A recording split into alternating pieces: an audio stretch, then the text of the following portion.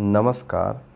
Bihar PCS 67वां जो exam हुआ था उस जो कैंसिल हो चुका है, जो पुनः एग्ज़ाम 30 तारीख को होने वाला है, उसी के एनालिसिस मैं लेके आया हूँ, जिससे कि आपको लगभग 6 से 7 क्वेश्चन की मदद मिले, क्योंकि लगभग क्वेश्चन मिलते जुलते ही आते हैं। तो चलिए इसी के बहाने आप रिवीजन भी कर सकते हैं। आइए हम शुरू करते हैं पहले प्रश्न के साथ। दर्पण के सामने खड़े एक व्यक्ति को अपना प्रतिबिंब अपने से बड़ा लगता है। इसका तात्पर्य है कि दर्पण का प्रकार अवतल दर्पण, समतल दर्पण, उत्तल दर्पण, बेलनाकार के साथ बाहर की तरफ उभरे हुए, या ऑप्शन ई उपर्युक्त में से कोई नहीं, या उपर्युक्त में से एक या एक से अधिक। अब तक आप सभी का जवाब आ जाना चाहिए। जिनका जवाब ऑप्शन ए है बिल्कुल सही जवाब दे रहे हैं। आइए आगे की तरफ बढ़ते हैं, प्रश्न 2 की तरफ। एक पंखा गर्मी के मौसम में आराम की अनुभूति पैदा करता है क्योंकि पंखा ठंडी हवा की आपूर्ति करता है। ऑप्शन बी हमारा शरीर हवा में अधिक गर्मी विकृत करता है। ऑप्शन सी हवा की चालकता बढ़ जाती है। ऑप्शन डी हमारा पसीना तेज़ी से वाष्पित हो जाता है। ऑप्शन ई उपर्युक्त में से कोई नहीं, या उपर्युक्त में से एक से अधिक। इसका जवाब है ऑप्शन डी, यानी हमारा पसीना तेज़ी से वाष्पित हो जाता है। जिनका जवाब ये आया है बिल्कुल सही, और जिनको नहीं आया है वो ये नोट कर सकते हैं। रात के समय में खुले आकाश में तारों के टिमटिमाने को किससे समझाया जा सकता है? प्रकाश का अपवर्तन, प्रकाश का परावर्तन, प्रकाश का ध्रुवीकरण, प्रकाश का व्यतिकरण। उपर्युक्त में से कोई नहीं, उपर्युक्त में से एक या एक से अधिक। अब तक आपका जवाब आ जाना चाहिए। जिनका जवाब ऑप्शन ए है वो बिल्कुल सही है, प्रकाश, और ऑप्शन डी है बिल्कुल सही है, प्रकाश का व्यतिकरण। इसका जवाब होगा ऑप्शन डी। आइए अगले प्रश्न की तरफ बढ़ते हैं। हाइड्रोजन बम किसके सिद्धांत पर आधारित है? ऑप्शन ए नियंत्रित संलयन प्रक्रिया, ऑप्शन बी अनियंत्रित संलयन प्रक्रिया, ऑप्शन सी नियंत्रित विखंडन प्रक्रिया, ऑप्शन डी नियंत्रित अनियंत्रित विखंडन प्रक्रिया। ऑप्शन ई उपर्युक्त में से कोई नहीं, उपर्युक्त में से एक या एक से अधिक। आपका जवाब अभी तक आ जाना चाहिए। जिनका जवाब है ऑप्शन नंबर बी अनियंत्रित संलयन प्रक्रिया, बिल्कुल सही जवाब है। 4 प्रश्न हो चुके हैं, हम 5वें प्रश्न की तरफ जा रहे हैं। आप अपना एनालिसिस स्वयं कर सकते हैं कि आप कितने अभी जो है प्रीवियस ईयर प्रश्न पत्र है उसके माध्यम से आपकी क्या परफॉर्मेंस है। इसी के साथ 5वें प्रश्न की तरफ बढ़ते हैं। प्रेशर कुकर में खाना जल्दी पक जाता है क्योंकि उच्च दाब के कारण पानी निम्न तापमान पर उबलने लगता है।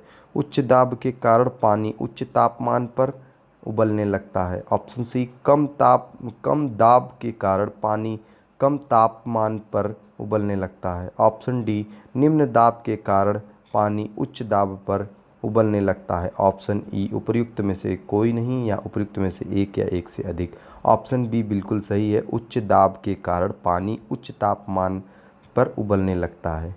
आइए हम बढ़ते हैं 6वें प्रश्न की तरफ।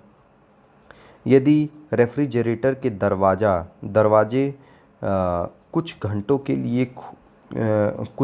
लिए खुले छोड़ दें तो कमरे का तापमान क्या होगा? कम हो जाएगा, बढ़ जाएगा, वही रहेगा, कि केवल रेफ्रिजरेटर के आसपास के क्षेत्र में घट जाएगा? उपर्युक्त में से कोई नहीं, उपर्युक्त में से एक या एक से अधिक। ऑप्शन ए कम हो जाएगा। जिन्होंने ऑप्शन ए दिया है बिल्कुल सही है। बर्फ़ का एक टुकड़ा पानी से लबालब भरे बीकर में तैर रहा है। जब पूरी बर्फ़ पिघल जाए तब पानी बर्फ़ पर फैल जाएगा। ऑप्शन बी बीकर में पानी का स्तर नीचे आ जाएगा। ऑप्शन सी पानी का स्तर पहले गिरेगा और फिर यह बीकर से बाहर निकलेगा। ऑप्शन डी, जल स्तर नहीं बदलेगा। ऑप्शन ई, उपयुक्त में से कोई नहीं, उपयुक्त में से एक या एक से अधिक। इसका जवाब है ऑप्शन डी, यानी जल का स्तर परिवर्तित नहीं होगा, यानी नहीं बदलेगा। ऑप्शन जो है वो डी बिल्कुल सही है। इसी के साथ 8वें प्रश्न पे हम पहुंच चुके हैं। थोड़ी जल्दी करेंगे क्योंकि जल्दी जल्दी करने से ही जो है हम पूरे प्रश्नों को कंप्लीट कर पाएंगे। ठीक है। निम्नलिखित में से कौन सा सही सुमेलित नहीं है? वोल्टमीटर विभवांतर, एमीमीटर विद्युत धारा, पोटेशियोमीटर विद्युत वाहक बल। ऑप्शन डी, गैल्वेनोमीटर विद्युत प्रतिरोध। ऑप्शन ई, उपयुक्त में से कोई नहीं, उपयुक्त में से एक से अधिक। मतलब कौन सा मिलान सही नहीं है आपको बताना है। अभी तक आपका उत्तर आ जाना चाहिए। जिनका आंसर है ऑप्शन डी यानी गैल्वेनोमीटर, ये नहीं जो है गैल्वेनोमीटर विद्युत प्रतिरोध से मैच नहीं करता है। आइए अगले प्रश्न की तरफ बढ़ते हैं। प्रश्न नंबर 9, यदि एक पंख, एक रबर की गेंद और लकड़ी की गेंद निर्वात में एक समान ऊंचाई से स्वतंत्रता पूर्वक एक साथ गिर रहे हैं तो पंख सबसे पहले ज़मीन पर पहुंच जाएगा, रबर की गेंद सबसे पहले ज़मीन पर पहुंच जाएगी, लकड़ी की गेंद सबसे पहले ज़मीन पर पहुंच जाएगी, तीनों एक साथ ज़मीन पर पहुंचेंगे। उपयुक्त में से कोई नहीं, उपयुक्त में से एक या एक से अधिक। अभी तक आपका जवाब आ जाना चाहिए। जिनका जवाब ऑप्शन नंबर डी है बिल्कुल सही है, यानी तीनों एक साथ ज़मीन पर गिरेंगे। आइए अगले प्रश्न की तरफ बढ़ते हैं। इसी के साथ जब दिन में पानी पर साबुन की फिल्म दिखाई देती है तो यह सुंदर रंग दिखाती है। इस घटना का कारण क्या है? प्रकाश का विवर्तन है कि प्रकाश का अपवर्तन है कि प्रकाश का ध्रुवीकरण है कि प्रकाश का व्यतिकरण है? उपयुक्त में से कोई नहीं है या उपयुक्त में से एक से अधिक है। इसका जवाब डी बिल्कुल सही है, यानी प्रकाश का व्यतिकरण है। चलिए आइए बढ़ते हैं इसी के साथ 11वें प्रश्न की तरफ। एक नाभिक की द्रव्यमान संख्या न्यूट्रॉनों और प्रोटॉनों की संख्याओं का योग होती है। न्यूट्रॉनों और प्रोटॉनों का कुल द्रव्यमान होती है, हमेशा परमाणु भार से अधिक होती है, हमेशा अपनी परमाणु संख्या से कम होती है। उपयुक्त में से कोई नहीं, उपयुक्त में से एक या एक से अधिक। इसका जवाब आप समय लेके दे सकते हैं क्योंकि ये पेचीदा सवाल है। जिनका जवाब ऑप्शन ए है, यानी न्यूट्रॉन और प्रोटॉनों की संख्या का योग होता है, वो बिल्कुल सही है। आइए अगले प्रश्न की तरफ यानी 12वें प्रश्न की तरफ बढ़ते हैं। निम्नलिखित में से कौन सा सीमेंट का मुख्य घटक है? चूना पत्थर, सिलिका मिट्टी, जिप्सम, राख। उपयुक्त में से कोई नहीं, उपयुक्त में से एक या एक से अधिक। ऑप्शन नंबर ई, ऑप्शन नंबर ई यानी उपयुक्त में से कोई नहीं या उपयुक्त में से एक से अधिक। आइए 13वें प्रश्न की तरफ बढ़ते हैं। 13 प्रश्न पे पहुंच चुके हैं। अभी तक आप एनालिसिस कर चुके होंगे कि 12 प्रश्नों में से आपका कितना सही हुआ है। इसी के आधार पे लगभग प्रश्न पूछे जाते हैं जो कि आपके एग्ज़ाम के पर्पज़ से बहुत ही महत्वपूर्ण होते हैं। 13वां प्रश्न, एक तत्व के समस्थानिक अलग अलग होते हैं प्रोटॉनों की संख्या में, द्रव्यमान संख्या में, इलेक्ट्रॉनों की संख्या में, परमाणु संख्या में। उपयुक्त में से कोई नहीं, उपयुक्त में से एक से अधिक। जिसका आंसर बी आया है बिल्कुल सही, यानी द्रव्यमान संख्या में। आइए बढ़ते हैं 14वें प्रश्न की तरफ। इसी के साथ वह ताप बिंदु जिस पर ठोस, द्रव्य और गैसीय अवस्था एक साथ रह सकती है कहलाता है? क्वथनांक, गलनांक, हिमांक, बिंदु, त्रिक बिंदु। उपयुक्त में से कोई नहीं, उपयुक्त में से एक या एक से अधिक। ऑप्शन डी बिल्कुल सही आंसर, यानी त्रिक बिंदु इसका बिल्कुल सही जवाब है। आइए हम अगले प्रश्न की तरफ बढ़ते हैं। एल्युमिनियम का सबसे महत्वपूर्ण अयस्क कौन है? Bauxite, calamine, calcite, galena. उपयुक्त में से कोई नहीं, उपयुक्त में से एक या एक से अधिक। अभी तक आपका जवाब आ जाना चाहिए।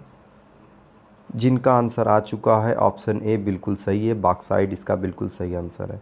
आइए हम अगले प्रश्न की तरफ बढ़ते हैं। निम्नलिखित में से किस विलयन के पीएच का मान 7 से अधिक है? बफर विलयन, क्षारीय विलयन, अम्लीय विलयन, उदासीन विलयन, या उपयुक्त में से कोई नहीं, उपयुक्त में से एक या एक से अधिक। काफ़ी समय मिल चुका है आपको, अब तक आपका जवाब आ जाना चाहिए। क्षारीय विलयन यानी ऑप्शन बी बिल्कुल सही है इसका जवाब। आइए अगले प्रश्न की तरफ बढ़ते हैं। इसी के साथ देखते हैं अगला प्रश्न क्या दिया हुआ है। निम्नलिखित में से कौन सा विलयन गलत है? नाभिक के अंदर प्रोटॉनों और इलेक्ट्रॉनों की उपस्थिति के कारण परमाणु विद्युत रूप से उदासीन है। ऑप्शन बी, इलेक्ट्रॉन ऋण आवेशित होते हैं तथा इनका द्रव्यमान नगण्य होता है। ऑप्शन सी, परमाणु संख्या एक तत्व के परमाणु में प्रोटॉनों की संख्या है। समस्थानिक परमाणु ईंधन के रूप में चिकित्सा क्षेत्र में कार्बन डेटिंग आदि में उपयोगी होता है। ऑप्शन ई, उपयुक्त में से कोई नहीं, उपयुक्त में से एक या एक से अधिक। इसका जवाब आपको देना है। ऑप्शन ई बिल्कुल सही है, यानी उपयुक्त में से एक से अधिक या उपयुक्त में से कोई नहीं। आइए बढ़ते हैं 18वें प्रश्न की तरफ। निम्नलिखित में से गलत कथन का चयन कीजिए। गलत कथन कौन सा है? कपास गर्मियों में कपड़े के रूप में उपयोग के लिए उपयुक्त है क्योंकि यह नमी को अवशोषित करता है। ठीक है। ऑप्शन बी, सीडी बनाने के लिए पॉलीकार्बोनेट का उपयोग किया जाता है। ऑप्शन सी, एक्रिलिक को कृत्रिम रेशम भी कहा जाता है क्योंकि यह कपास से तैयार होता है लेकिन रेशम की तरह चमकता है। ऑप्शन डी, टेफ्लॉन का उपयोग नॉन स्टिक रसोई के सामान की कोटिंग के लिए किया जाता है। ऑप्शन ई, उपयुक्त में से कोई नहीं, उपयुक्त में से एक या एक से अधिक।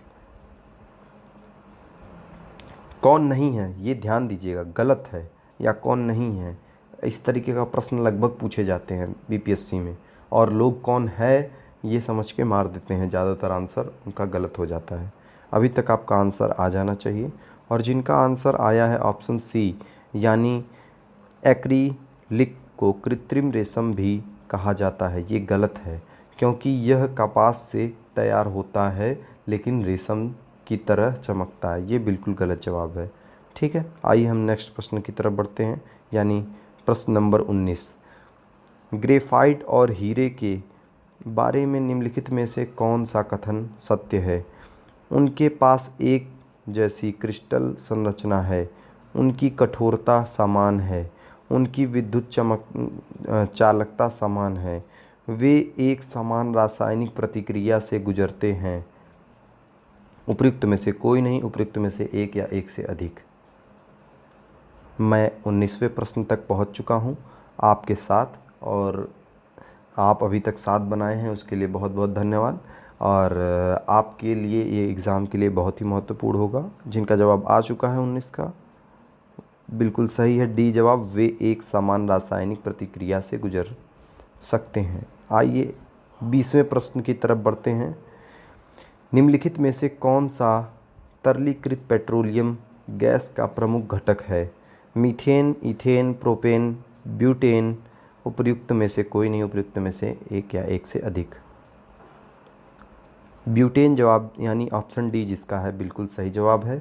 इसी के साथ क्लास का आज हम अंत करते हैं। इसके पीछे कारण यह है कि वीडियो बड़ा हो जाने की वजह से लोग ज़्यादातर देखते नहीं हैं और पसंद नहीं करते हैं, और शॉर्ट वीडियो मैं आपको बताऊंगा तो आप बोर भी नहीं होंगे। 20-20 क्वेश्चन करके मैं सारी वीडियो लाऊंगा जो कि प्रीवियस ईयर का क्वेश्चन है। अगर आपको ये वीडियो पसंद आया तो लाइक करना, शेयर करना ना भूलें। धन्यवाद।